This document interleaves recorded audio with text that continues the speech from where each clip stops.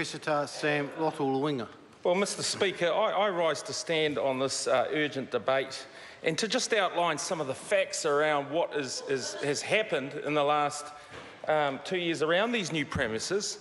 And the Minister stated quite clearly, and I support the Minister in this, that there were savings around some of these projects in the Ministry of Health, in the Ministry of Education and Ministry of Social Development around the premises of over $338 million. $338 million worth of savings.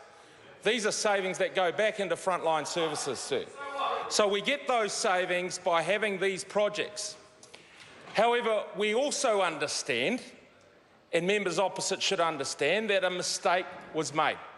At an operational level, a mistake was made around the financial management of this project. But we know, sir, we know that an independent review was ordered. An independent review, PwC came in, did a review, found some of these mistakes, and changes were then made within the system, within the Ministry of Health, in order to alleviate this problem. And so what changes were made, sir? Changes were made to the financial processes that were undertaken to manage this project. What other changes were made, sir? Changes were made to personnel to manage this particular project, sir. What other changes were made? Changes were made in order that financial transparency around these types of projects would be completed in the future. So we've got that undertaking, and the Minister was quite clear in his representations to the officials that this was unacceptable. It was unacceptable, sir. But what we also know, sir, is that there is no additional capital funding going to this project. We also know, sir, and Ms King should know, I don't know if she does, but we also know that it doesn't impact on frontline services because these are departmental expenses. Departmental expenses made by the ministry. A mistake was made, and therefore there was some level of accountability in the ministry. Unacceptable. Unacceptable. However, sir, we've heard members opposite wax lyrical about how there is, according to Me Te Ria Tūria, no mental health funding in Canterbury. Well, that's not true.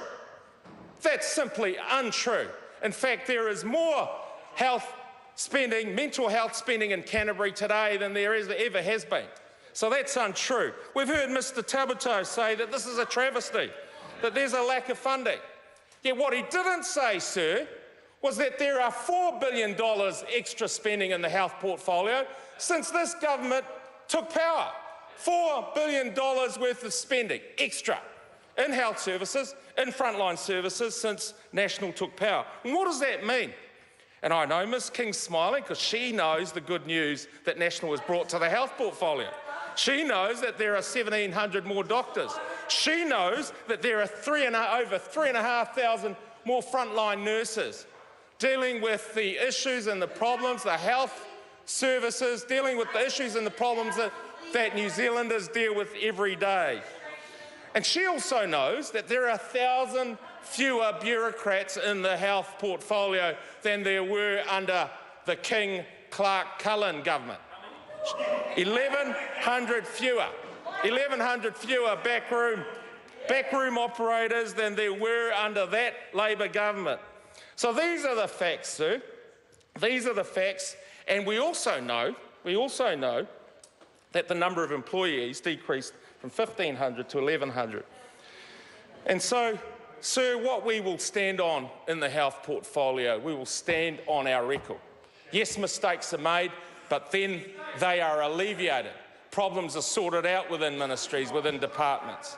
But what we will say, with the extra spending, and we heard recently that the rheumatic fever rates across this country have been halved.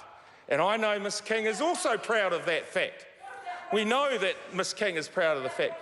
We also know that there are no more people flying to Australia for their cancer treatment because they're being treated right here because this government has made a commitment to those patients to fund their cancer treatment right here in Aotearoa, New Zealand.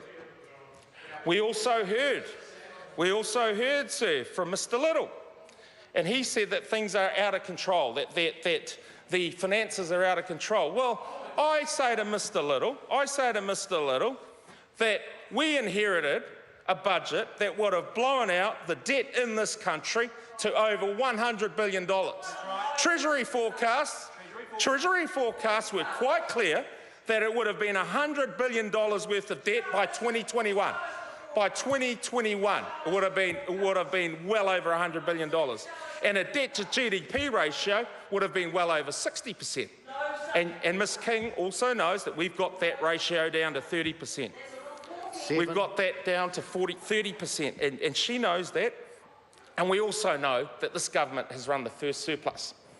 First surplus for, one of its first surplus because of, due to the damage that Ms King, 11 years ago she was the Minister of Health, the damage that her and her mates did, and Grant was up on the 9th floor, Grant Robertson was up on the 9th floor, he was up there scheming and running debts, running up programs that were profligate